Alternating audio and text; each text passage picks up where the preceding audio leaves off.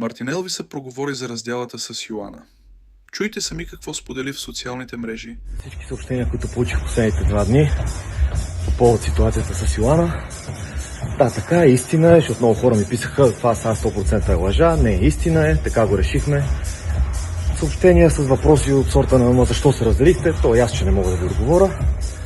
Също така не е нужно да ми пишете, ево ти се разделихте, тя тази нищо не става, или пък ти си елати глупака, изпусна най-хубавото момиче. Явно има различни версии, явно има и различни мнения, няма нищо лошо в това. Преценихме да се разделим, решихме да ви уведомим за това, за да няма интриги. Надявам се да си останем приятели. И това е положението. Само година след като поднови връзката си с почти 20 години по-младата Йоана, Мартин Елвиса призна в социалните мрежи, че двамата вече не са заедно. Ергенът сподели още, че за сега няма да разкрива причината за раздялата.